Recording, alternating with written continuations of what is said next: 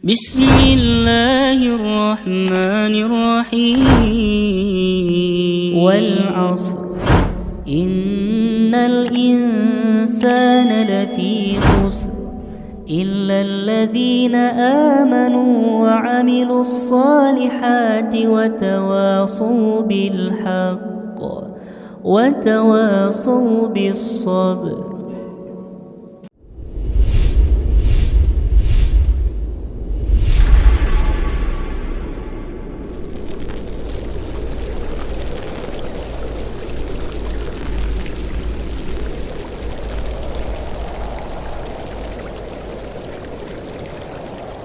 Bismillah, Assalamualaikum warahmatullahi wabarakatuh.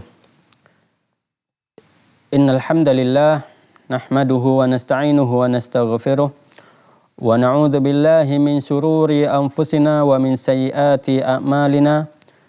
May yahdihillahu fala mudhillalah wa may yudhlilhu fala hadiyalah. Asyhadu an la ilaha illallah wahdahu la syarikalah. Wa ashhadu anna Muhammadan abduhu wa rasuluh la nabiyya wa la rasula ba'dah.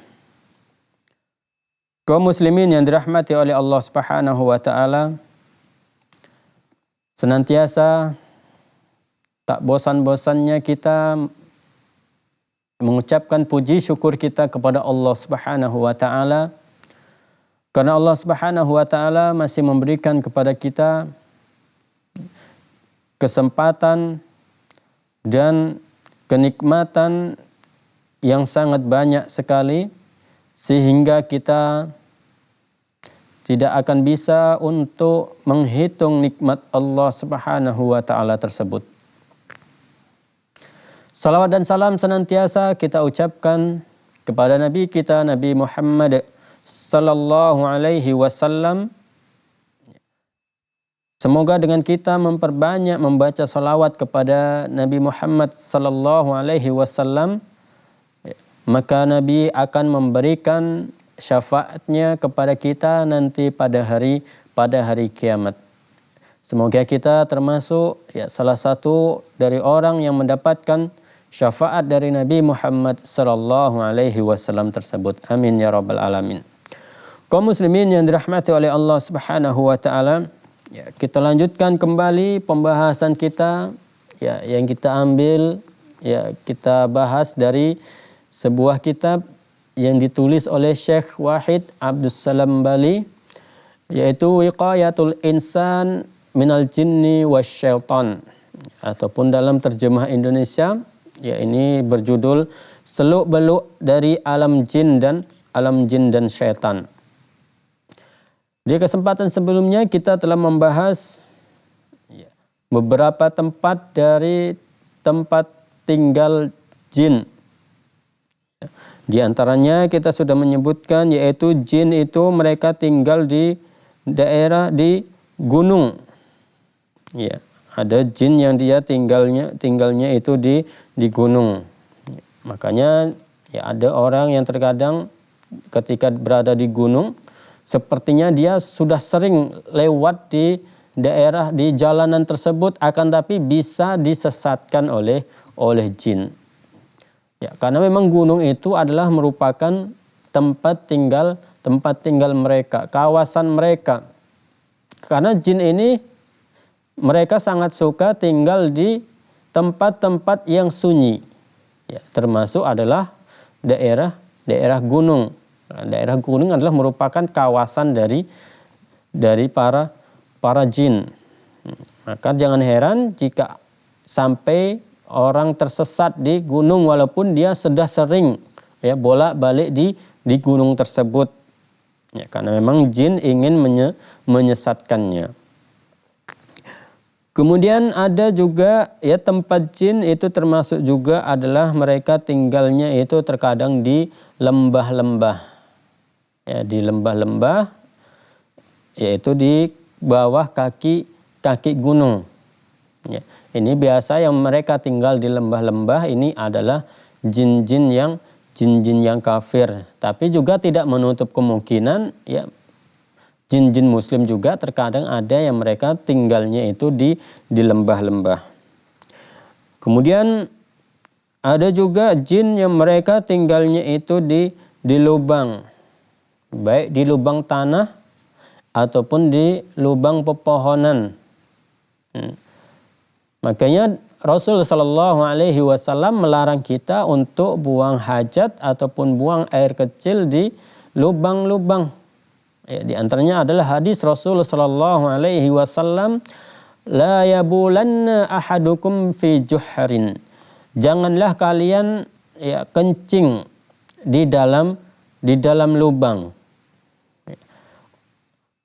Qalu li Qatadah, maka kemudian mereka pun bertanya kepada Qatadah, wa ma yukrahu minal bauli fil juhri, apa yang membuat dilarang kencing di lubang?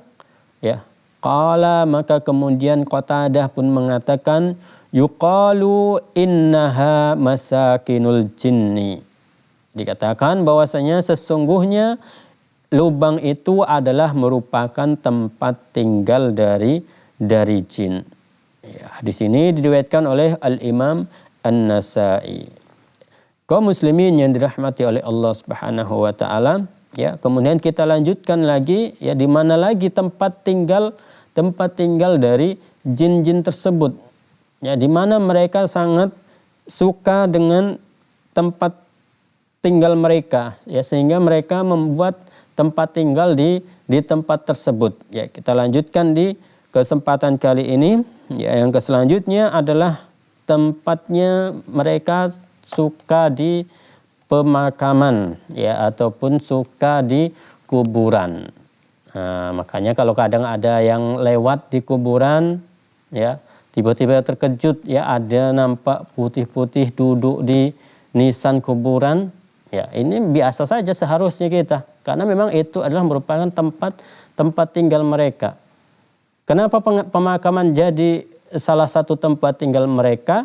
Bukan karena mayat-mayat yang ada di kuburan tersebut, akan tetapi karena mereka bangsa jin ini suka berada di tempat-tempat yang sunyi, salah satunya adalah kuburan. Kaum muslimin yang dirahmati oleh Allah Subhanahu wa taala, insyaallah akan kita lanjutkan kembali pembahasan kita setelah beberapa jeda berikut ini.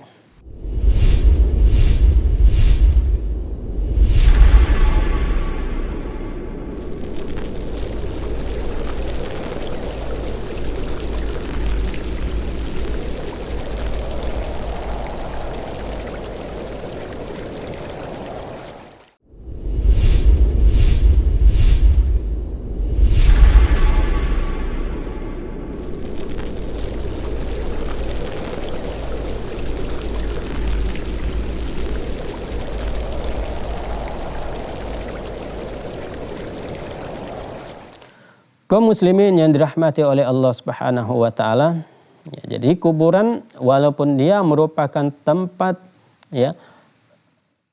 tinggal mereka, tempat tinggal dari bangsa jin, maka tidak seharusnya kita takut ketika melewati kuburan.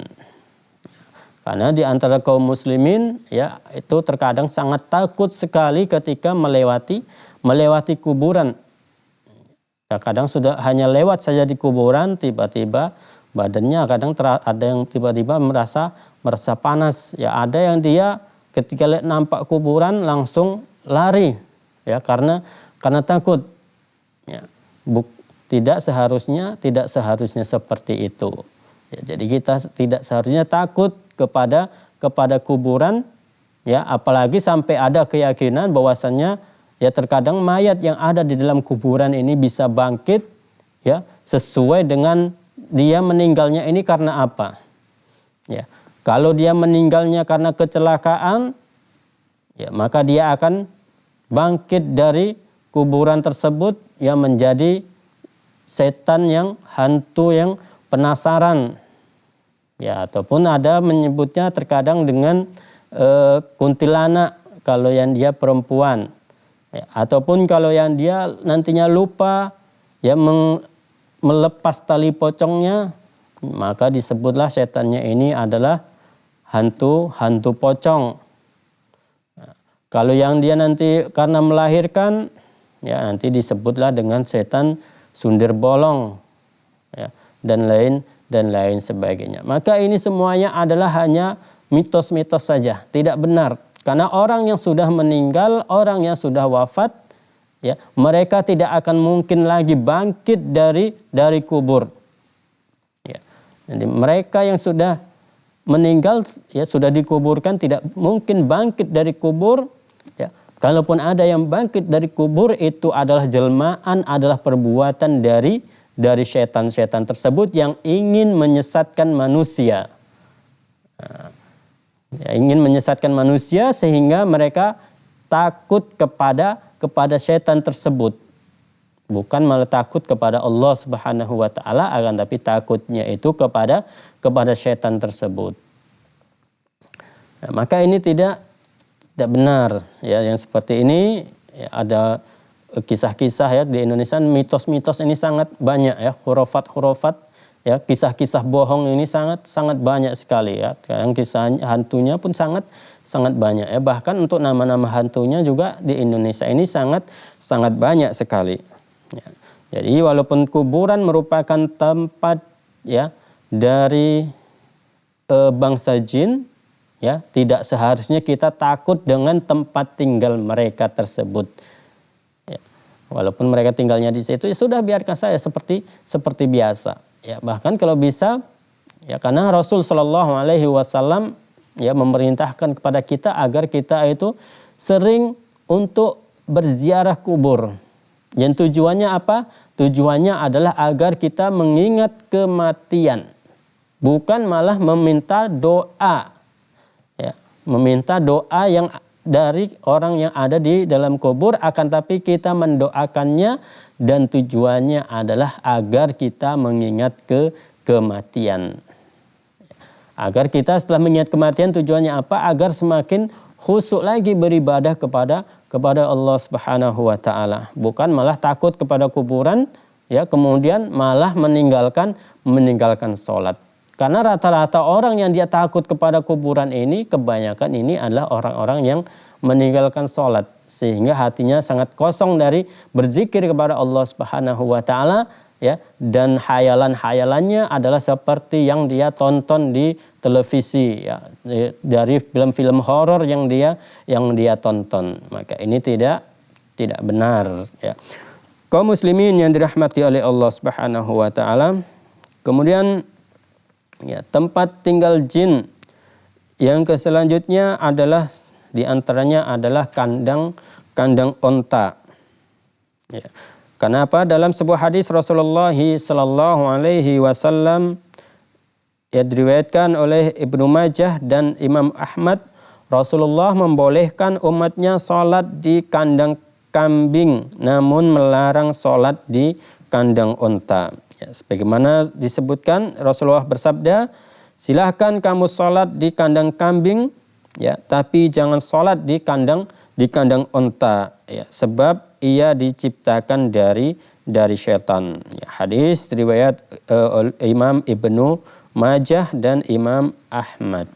Jadi Rasul Shallallahu Alaihi Wasallam, ya, melarang kita sholat di kandang unta.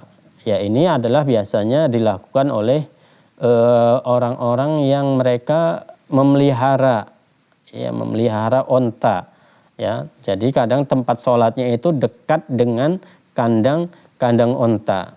Ya, tapi tidak seharusnya, ya, kita sholat di tempat tersebut.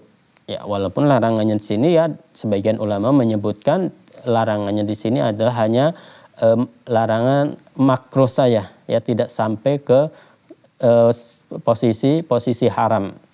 Ya, tapi di sini hanya sampai makruh saja sholat di kandang onta. Ya, karena itu tadi, ya, karena, ya, setan, ya, tempatnya itu, ya, berada di kandang onta. Ya, tapi, ya, kalau kita memang rumahnya misalnya, kalau untuk di Indonesia mungkin untuk onta saja tidak ada, ya, seperti itu. Tapi kalau kita mau sholat, ya, yang diperbolehkan adalah sholat di kandang kambing. Ini yang diperbolehkan. Ya, tapi lebih bagusnya tentunya ngapain kita sholat di kandang kambing, kan seperti itu. Ya, lebih bagusnya ya kita sholatnya di masjid-masjid kaum muslimin. Yang di situ tempatnya juga bersih, nyaman, ya, dan menyenangkan ketika kita juga bisa berjumpa dengan saudara-saudara kita yang lainnya. Ya, karena apa? Ya, karena itu tadi, ya, ini adalah merupakan larangan dari Rasulullah sallallahu alaihi wasallam. Kemudian tempat tinggal jin yang selanjutnya adalah WC dan tempat-tempat yang najis.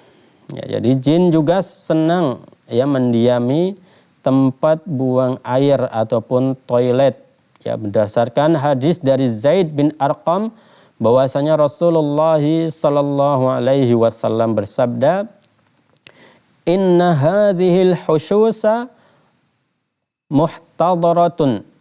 Fa'idha ata ahadukumul khala falyaqul Allahumma inni a'udzubika minal khubuthi wal khaba'is." Ya, Rasul sallallahu alaihi wasallam mengajarkan sebuah doa ketika kita masuk ke kamar mandi. Ya, sesungguhnya tempat buang air ini adalah dihuni oleh jin. Maka apabila salah seorang dari kalian hendak ke tempat buang air kecil tersebut, ya, ke toilet tersebut, maka bacalah doa a'udzubika Allahumma inni a'udzubika minal khubuthi wal khaba'is. Ya. Hadis ini ya diriwayatkan oleh Al-Imam Muslim. Kaum muslimin yang dirahmati oleh Allah Subhanahu wa taala, nanti akan kita lanjutkan kembali pembahasan kita tentunya setelah beberapa jeda berikut ini.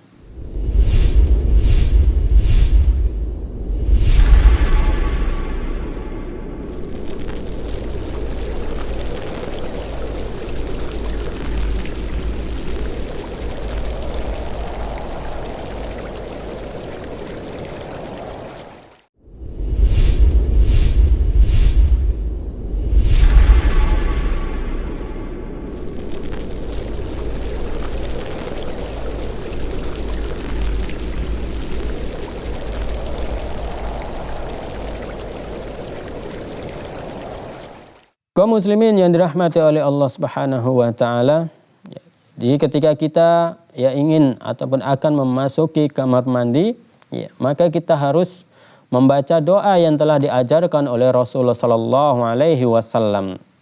Ya, karena tujuannya apa? Karena ketika kita berada di kamar mandi, bisa saja kita ya membuka aurat kita, dan ini sudah pasti. Ya, pasti kita ketika di kamar mandi itu membuka aurat kita. Dengan kita membaca doa ini, maka Allah Subhanahu wa taala akan menutup dari pandangan jin, dari pandangan setan. Ya. Jadi kalau di kamar mandi ini yang ada adalah jin-jin yang jahat, jin-jin yang kafir yang mereka tinggal di kamar mandi. Ya. Ini adalah sebagaimana pengalaman dari ya Syekh sendiri, ya, Syekh Wahid Abdus Salam Bali, ketika dia meruqyah seseorang. Ya, di sini sebutkan ya, saya pernah bertanya kepada salah satu jin muslim. Ya, salah satu jin muslim, apakah kamu tinggal di tempat buang air kecil? Ya, mereka menjawab tidak. Ya, ini jin muslim ketika tanya, saya tidak tinggal di tempat buang air kecil. Ya. Tetapi bukankah ya ada hadis yang menyebutkan bahwasanya jin itu tinggal di tempat-tempat buang hajat dan buang air kecil. Ya, tempat-tempat buang air, yaitu toilet, WC dan lain sebagainya. Maka kemudian jin muslim itu pun menjawab, benar, ada hadis yang demikian, dan benar adanya ada jin-jin yang mereka tinggal di kamar mandi tersebut, di toilet tersebut. Akan tetapi itu adalah khusus untuk jin-jin kafir, jin-jin yang fasik, ya, jin-jin yang durhaka. Ya, mereka itu sangat suka di tempat-tempat yang kotor dan bernajis. Jadi jin-jin yang kafir ini mereka sangat suka di tempat-tempat yang kotor dan najis. Ya, bahkan yang bisa membahayakan diri mereka sendiri. Ya. Jadi ini ya kerjaan mereka ya seperti ini. Makanya ada terkadang ya di antara sebab ya gangguan jin itu ya adalah karena jin itu jatuh cinta kepada orang yang dirasukinya. Jadi dia tidak mau ada orang yang menikah dengan orang tersebut karena dia sudah jatuh cinta kepada orang tersebut. Ya. Sebabnya apa? Karena ketika dia masuk ke kamar mandi, masuk ke toilet dan lain sebagainya tidak membaca doa sehingga jin tersebut ketika melihat auratnya dia sangat suka kepada si wanita tersebut ataupun kepada si laki-laki tersebut ya, sehingga dia jatuh cinta kepada manusia tersebut. Ya. Maka ini ya, maka ketika kita masuk ke kamar mandi maka kita baca doanya agar pandangan jin jahat tersebut, jin kafir yang berada di kamar mandi itu dihalangi oleh Allah Subhanahu wa taala untuk melihat aurat kita. Dan juga ya karena apa, jin-jin yang kafir ini mereka sukanya juga wangi bau-bau yang tidak sedap. Ya, mereka sukanya ini bau-bau yang tidak sedap, mereka sangat suka. Ya, makanya ya kita harus banyak meminta perlindungan kepada Allah Subhanahu wa taala ya dalam semua keadaan kita, dalam semua kondisi kita meminta perlindungan kepada Allah Subhanahu wa taala. Ya, demikian yang kita sampaikan di kesempatan kali ini ya, dan insyaallah di kesempatan yang akan datang kita akan masuk ke pembahasan yang lainnya, yaitu apakah jin ya mereka itu makan dan minum seperti manusia ya. Semoga bermanfaat untuk kita semua. Kita tutup dengan doa kafaratul majlis. Subhanakallahumma bihamdika asyhadu an la ilaha illa anta astaghfiruka wa atubu ilaik. Wassalamualaikum warahmatullahi wabarakatuh.